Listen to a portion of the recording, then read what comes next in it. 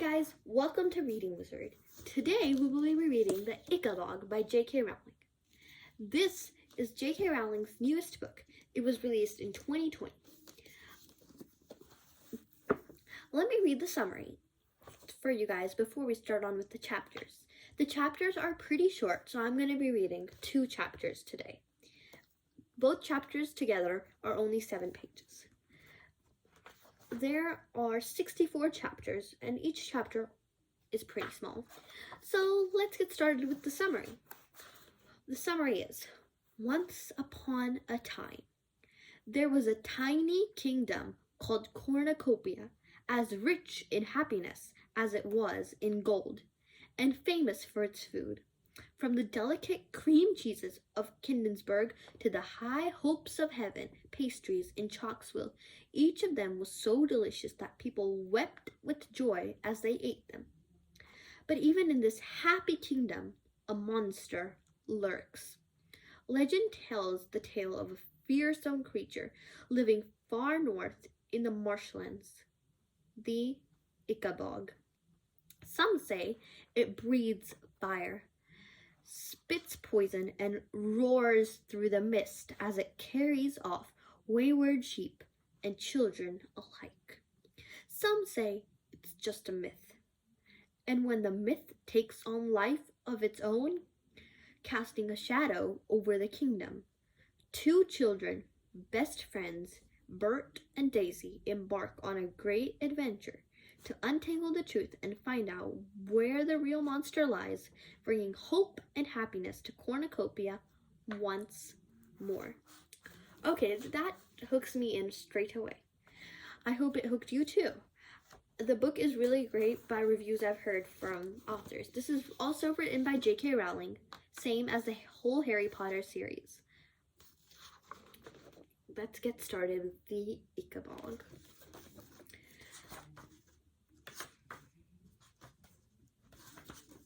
Okay, Chapter 1, King Fred the Fearless. Once upon a time, there was a tiny country called Cornucopia, which had been ruled for centuries by a long line of fair-haired kings. The king at the time, which I write, was called King Fred the Fearless. He'd announced the fearless bit of himself on the morning of his coronation, partly because it sounded nice with Fred, but also he'd once managed to catch and kill a wasp all by himself, if you didn't count the 5 footmen and the boot boy. King Fred the Fearless came to throne on a huge wave of popularity. He had lovely yellow curls, a fine sweeping mustache, and looked magnificent in the tight breeches, velvet doubles, and the ruffled shirt that rich men wore at the time. Fred was said to be generous, smiled and waved whenever anyone caught sight of him, and looked awfully handsome in the portraits that were distributed throughout the kingdom, to be hung on town walls. The people of Cornucopia were mostly happy with their new king, and many thought he'd end up being even better at the job than his father, Richard the Righteous, whose teeth, though nobody liked to mention it at the time, were rather crooked. King Fred was secretly relieved to find out how easy it was to rule Cornucopia. In fact, the country seemed to rule itself. Nearly everybody had lots of food, the merchants made pots of gold, and Fred's advisors took care of any little problem that arose. All that was left for Fred to do was beam at his subjects whenever he was out in his carriage and go hunting 5 times a week with 2 of his best friends, Lord Spittleworth and Lord Fapaloon.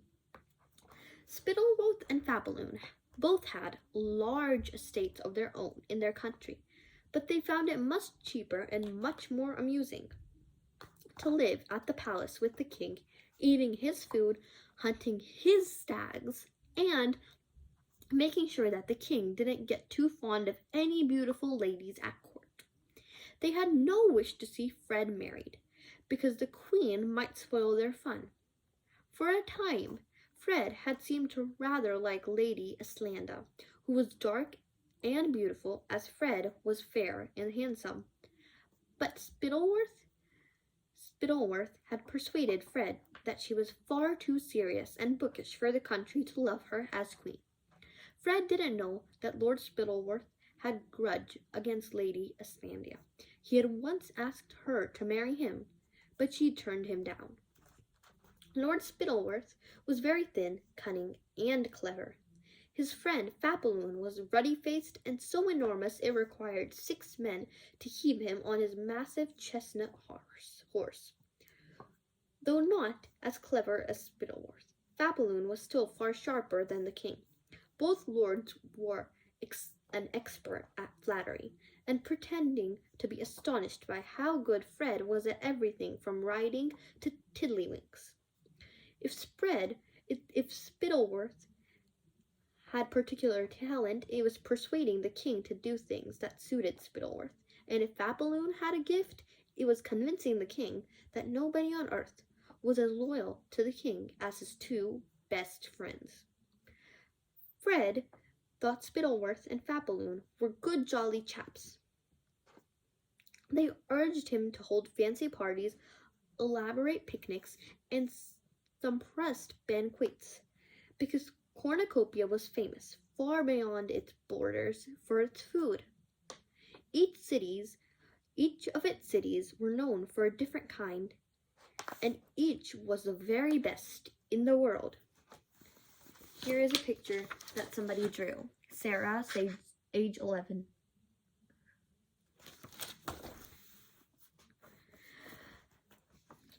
The capital of Cornucopia, Chalksville, lay in the south of the country and was surrounded by acres of orchards, fields of shimmering gold wheat and emerald green grass, on which pure white dairy cows gazed. The cream, flour, and fruit produced by the farmers here was then given to the exceptional bakers of Chalksville, who then made the pastries. Think, if you please, the most delicious cake or cookie you've ever tasted. Well, let me tell you that they'd been downright ashamed to serve that in Chalksville, unless a grown man's eyes filled with tears of pleasure as he bit into Chalksville's pastry. It was deemed a failure, and they never made it again. The bakery's windows of Chalksville were piled high with delicacies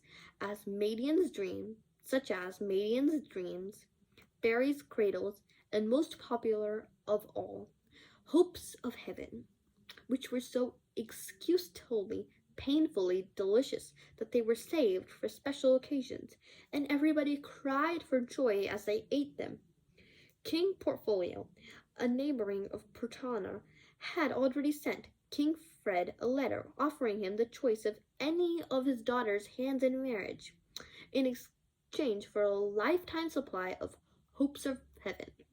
But Spittleworth had advised Fred to laugh in the Praetorian ambassador's face. His daughters are nowhere near pretty enough to exchange for Hopes of Heaven, sir, said Spittleworth. To the north of Chalksville lay more green fields and clear, sparkling rivers, where jet-black cows and happy pink pigs were raised. These, in turn, served the twin cities of Coldburg and Bartown, which were separated from each other by an arching stone bridge over the main river of Cornucopia. The Fumla, which was brightly colored barges, bore more goods from one end of the kingdom to the other end of the kingdom. Kenigsburg was famous for its cheese, huge white wheels, dense orange cannonballs, big, crummy, blue waned barrels, and little baby cream cheeses, smoother than velvet. Barnstown was celebrated for its smoked and honey roasted hams, its side of bacon, its spicy sausages, for its melting beef sticks, and its wearsome pies. The savory fumes rising from the chimneys of red brick Bardstown stoves mingled with the oddest tang wafting from the doorways of the Kinderberg cheesemongs, and 40 miles around it was impossible not to satiate the breath of the delicious air. A few hours north of Kinsburg and Bardstown, you came upon acres of vineyards bearing grapes as large as eggs, each of them as ripe, as sweet, and juicy. Journeying onward for the rest of the day, you reached the great city of Giarbeam, famous for its wines. They said Giarbeam's air was that you could get tipsy simply walking through its streets. The best vintages changed hands for thousands and thousands of gold coins, and Giarbeam wine merchants were some of the richest men in the kingdom. But a little north of Giarbeam, the strange thing happened. It was as though the magically rich land of cornucopia had exhausted itself by producing the best grass, the best fruit, and the best wheat in the world.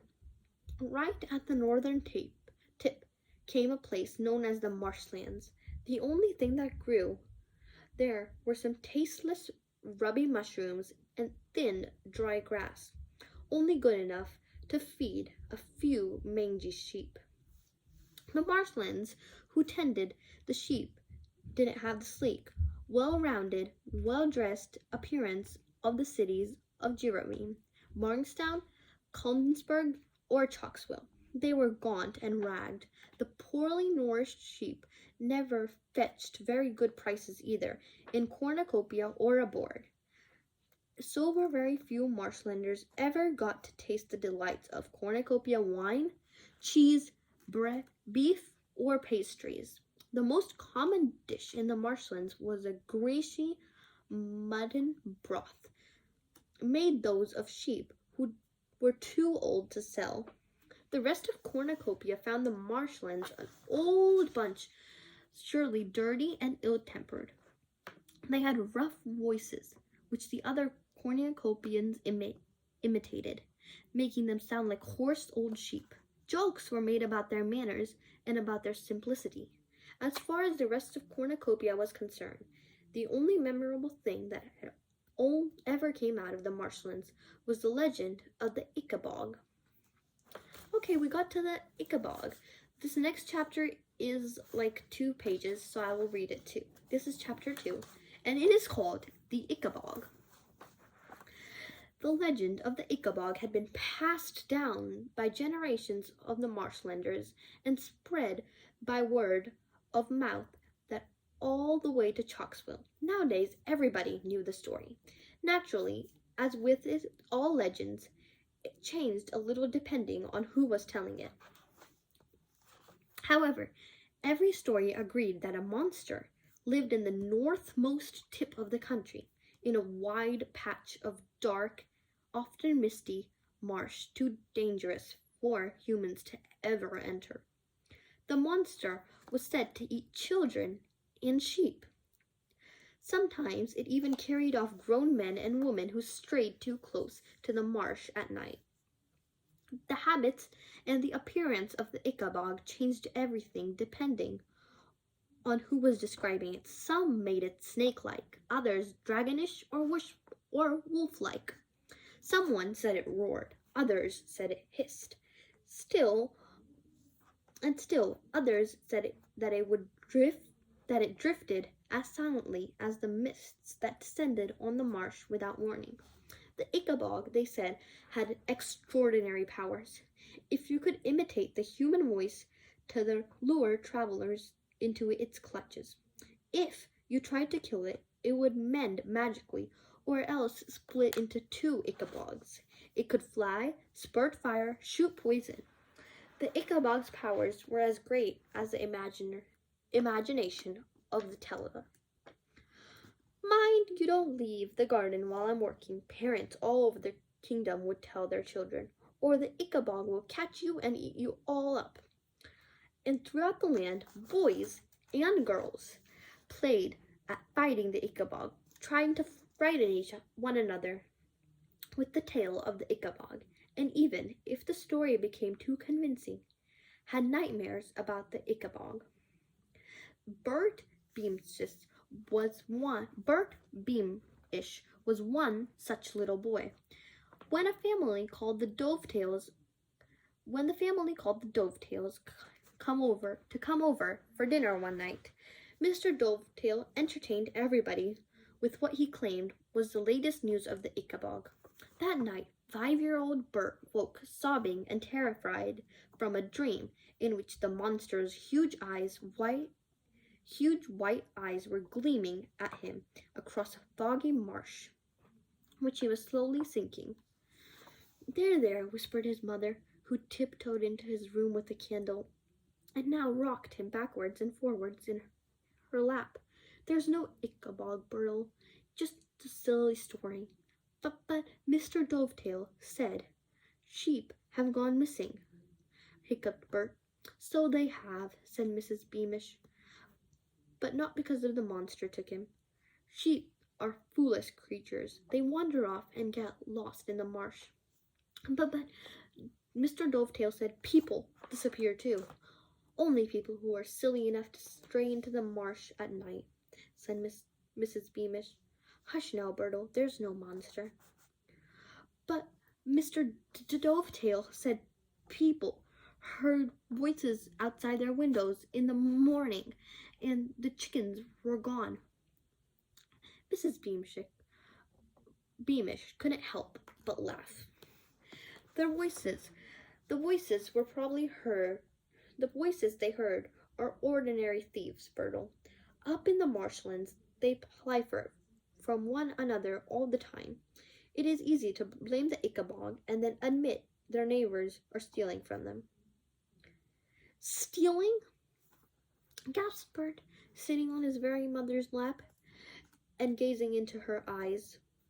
Stealing is very naughty, isn't it, Mummy? It's very naughty indeed, said Mrs. Beamish, lifting up Bert, placing him tenderly back into his warm bed and tucking him in. But luckily, we don't live near those lawless marshlands. She picked up her candle and tiptoed back towards the bedroom door. Night-night, she whispered from the doorway. She would have normally added, don't let the Ickabog bite, which was what parents across Cornucopia said to their children at bedtime. But instead, she said, sleep tight. Bert fell asleep again and saw no more of the monster in his dream. It so happened that Mr. Dovetail and Mrs. Beamish were great friends. They'd been in the same class at school, and they'd known each other all their lives. When Mr. Dovetail heard that he'd given Bert nightmares, he felt guilty. As he was the best carpenter in all of Chalksville, he decided to carve the little boy an Ickabog. It had a wide, smiling mouth full of teeth and big clawed feet. And once it became Bert's favorite toy. If Bert or his parents or the Dovetails next door or anybody else in the whole kingdom of Cornucopia had been told the terrible troubles were about to engulf Cornucopia, all because of the myth of the Ickabog, they'd laughed. They lived in the happiest kingdom in the world. What harm could the Ickabog do? Okay, that hooks us in the first 2 chapters. This book is really, really a great book. And if you guys read along, that is great. Tomorrow, I will try to read more chapters. I'll see you next time on Reading Wizard. Bye!